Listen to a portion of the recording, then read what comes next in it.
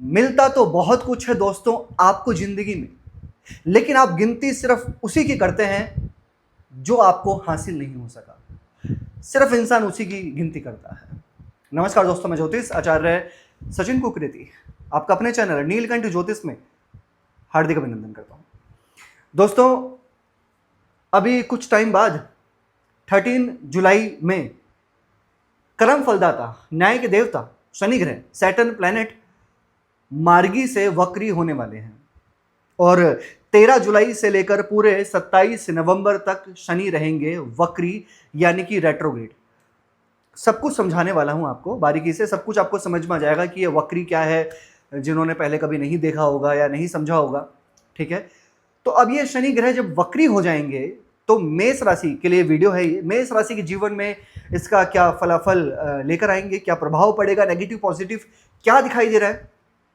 मेष राशि की एट प्रेजेंट वर्तमान में अभी शनि की 7.5 भी चल रही है और फर्स्ट फेज यानी कि पहला चरण चल रहा है, और ऊपर से अब ये शनि ग्रह वक्री होने वाले हैं 13 जुलाई में। तो क्या बड़े बदलाव लेकर आ सकते हैं, किस तरीके के बदलाव लेकर आ सकते हैं, बस इसी पे ही हम बहुत डिटेल में चर्चा करने वाले हैं आपके साथ में।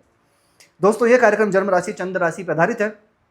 अगर आप अपनी जन्म कुंडली पे विश्लेषण करवाना चाहते हैं तो नंबर सिर्फ चैनल और वीडियो के डिस्क्रिप्शन में है। चलिए अब थोड़ा समझ लेते हैं कि ये आखिर वक्री क्या होता है। देखिए, समझना, 360 डिग्री का एक भचक्र होता है दोस्तों ब्रह्मांड में। ठीक है, सारे ग्रह सूर्य की परिक्रमा करते हैं अपनी गति के अनुसार, यानी जैसे कि आप हैं, फॉर एग्जांपल आप अपनी गति से चल रहे हैं, ठीक है, ऐसे ही सारे प्लैनेट अपनी गति से ट्रांजिट करते हैं, सूर्य की परिक्रमा करते हैं। ठीक है, जब डिग्री वाइज सूर्य से कोई प्लैनेट एक दूरी बना लेता है ना, तो वो वक्री हो जाता है डिग्री वाइज।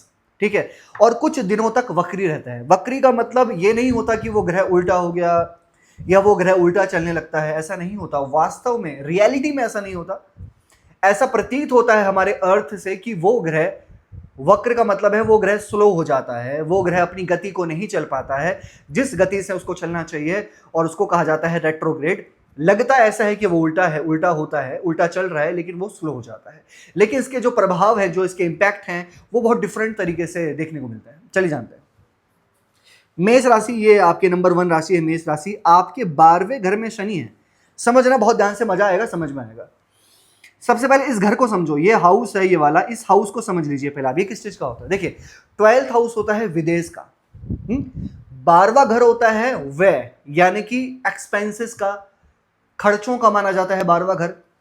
हॉस्पिटल्स का माना जाता है 12वां घर। 12वें घर को त्रिक भाव, डिसीज भाव माना जाता है, मोक्ष का भाव माना जाता है 12वां घर।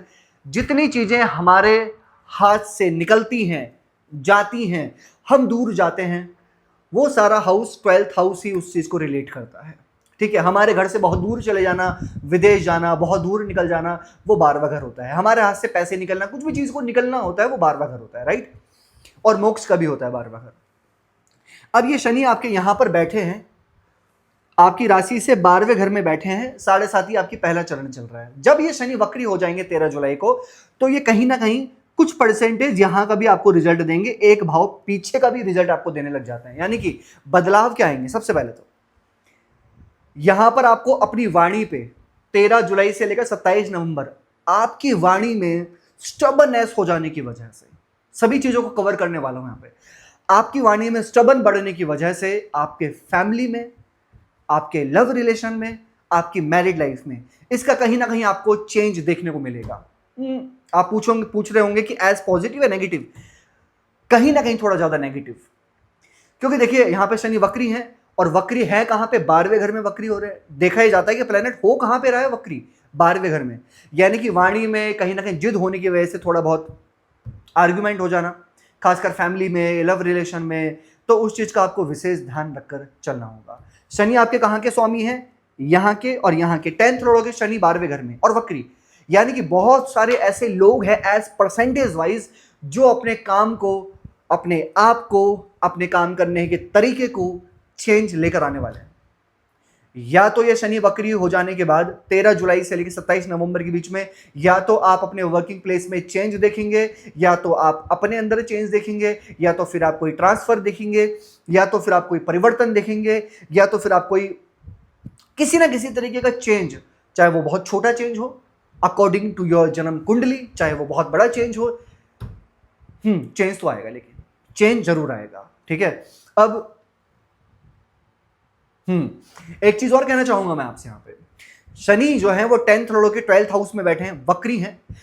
यहां पर अगर जो व्यक्ति, मेष राशि वाले व्यक्ति फॉरेन की प्लानिंग कर रहे थे कि मैं भैया फॉरेन तो जाना चाहता हूं, मेरे ये इच्छा है, इस साल तो मैं फॉरेन जाना चाहता हूं और मैं प्लानिंग भी कर रहा हूं, मैं सभी के लिए बात नहीं कर रहा हूं, यहां पे उनके लिए कर रहा हूं जो जाना चाहते थे।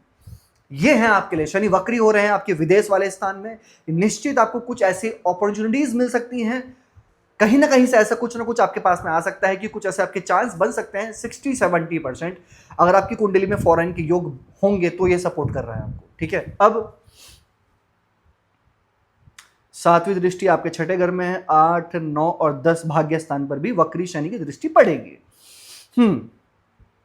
देखिए यहां पर जब शनि की दृष्टि आपके छठे घर में पड़ेगी वक्री शनि की, तो एक चीज मैं आपसे और कहूंगा मेष राशि वाले व्यक्तियों से कि जहां पर भी किसी तरीके की कोई पॉलिटिक्स चल रही है, जहां पर भी किसी तरीके का ऐसा कोई काम चल रहा है, जहां पर भी 2 नंबर का काम चल रहा है, या जहां पर भी कुछ गलत चीजें चल रही हैं, गैर परंपरावादी कार्य चल रहे हैं, आपको उससे दूर नहीं होना, बहुत दूर होना है, नहीं तो करेगा कोई और फंस आप सकते हैं। ये मैं आपको थोड़ा सा एडवाइस यहां पे दे रहा हूं। ठीक है, क्योंकि आप उनको मत देखिए जो कर रहे हैं, आप अपना आपको देखिए कि आपकी शनि की 7.5 चल रही है और ये पूरे बहुत लंबे टाइम के बाद आती है, पूरे 30 साल के बाद आती है। ठीक है ना, पूरे 30 साल के बाद शनि की 7.5 लगी है आपकी, तो इस चीज का विशेष आपको ध्यान देना होगा। और शनि वक्री आपके भाग्य स्थान को भी देखेंगे। देखिए अभी आप बहुत सारे चेंज लेकर आएंगे, कुछ नया करने का प्रयास करेंगे, कुछ नए आइडियाज आपके मन में आने वाले हैं, लॉन्ग ट्रैवल्स यहाँ पर बढ़ने वाले हैं, स्पिरिचुअल ट्रैवल यहाँ पर आपके बढ़ने वाले हैं, टेक्निकल चीजें कुछ ना कुछ यहाँ पर आपको परेशान करने वाली हैं, जैसे कि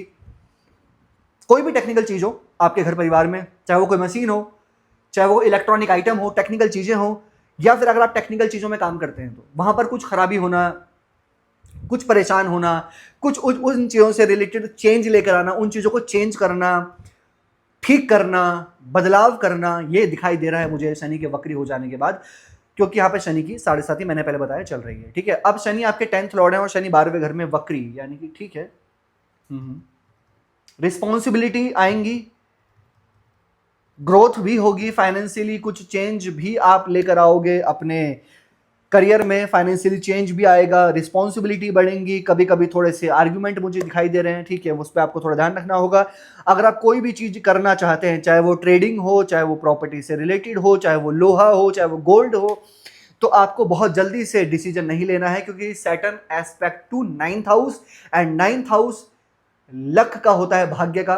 तो शनि जब भाग्य स्थान को देख रहे हैं तो थोड़ा सा उसमें डिले होना या डिले के बाद उस काम को पूरा करना, ये देखा जाता है। अब यहाँ पे 2 चीजें हैं। पहला ये, आपकी जन्म कुंडली में शनि बहुत अच्छे हैं। दूसरा ये, आपकी कुंडली में शनि अच्छे नहीं हैं। जिनकी जन्म कुंडली में शनि अच्छे हैं तो ये शनि की 7.5 और ये शनि वक्री, मुझे नहीं लगता कि आपको कोई भी बैड रिजल्ट देने वाली होगी। शनि कर्मा प्लैनेट है, कर्म के अनुसार फल देने वाले प्लैनेट हैं। जब आपकी कुंडली में शनि अच्छे हैं तो फिर डरना किस बात का। लेकिन अगर आपकी कुंडली में, आपकी जन्म कुंडली में शनि खराब है, नीच के हैं, शत्रु क्षेत्रीय होकर बैठे हैं, तो फिर हाँ, फिर तो है कि निश्चित ये आपको तनाव देगा, आपको एंग्जाइटी भी देगा और ये कहीं ना कहीं आपके खर्चे भी करवाएगा। ठीक है, तो सबसे पहले आपकी जन्म कुंडली में सैटर्न की क्या प्लेसमेंट है, दैट्स वेरी वेरी इंपॉर्टेंट आपके लिए। बाकी कुछ मेन चीजें हैं इन जनरल कि आपके लॉन्ग ट्रैवल्स बढ़ेंगे शनि के वक्री हो जाने पे। आपको कुछ चीज़ों पे विशेष जल्दबाजी नहीं करनी है, किसी भी चीज़ों से रिलेटेड, रिलेशन में, लव रिलेशन में, मैरिड लाइफ में, फैमिली रिलेशन में, रिलेशन चाहे कोई भी हो, आपको बोलने से पहले थोड़ा सा जरा सोचना है, उसके बाद चीज़ों को बोलना है। ठीक है, हाँ, अगर आप करियर में कुछ चेंज लेकर आना चाहते हैं तो बिल्कुल करियर में चेंज आएगा, प्रोफाइल में चेंज आएगा, परिवर्तन हो सकता है, ट्रांसफर की उम्मीदें हैं। यहाँ पर फॉरेन जो जाना चाहते हैं उनके लिए एक अच्छा योग है, या फिर वहां पर कुछ नया करने का अच्छा योग है, एमएनसी में कंपनी चेंज करने का अच्छा योग है, कुछ नई मशीन वगैरह चेंज करने का, नया लेने का, टेक्निकल चीज़ों से रिलेटेड ग्रोथ होने का अच्छा योग है। यहाँ पे क्या उपाय करने चाहिए आपको, सबसे पहले यहाँ पर आपको डेली हनुमान चालीसा करनी है। ठीक है, शनि का बीज मंत्र आपको करना है, छोड़ना बिल्कुल नहीं है। शनि का बीज मंत्र करें, ओम प्राम प्रीम प्रोम स शनिश्चराय नमः 108 बार डेली। अगर आपकी जन्म कुंडली में, अगर आपकी कुंडली में शनि कमजोर है, नीच के हैं, तो आपको शनिवार को काली चीजों का काली दाल या काली चीज़ों का दान आपको शनिवार को करना है, अच्छा रहेगा आपके लिए। और उगते हुए सूर्य को आपको जल चढ़ाना है। कैसे लगे आपको वीडियो? लाइक कीजिएगा, शेयर कीजिएगा, बने रहिएगा हमारे साथ। धन्यवाद।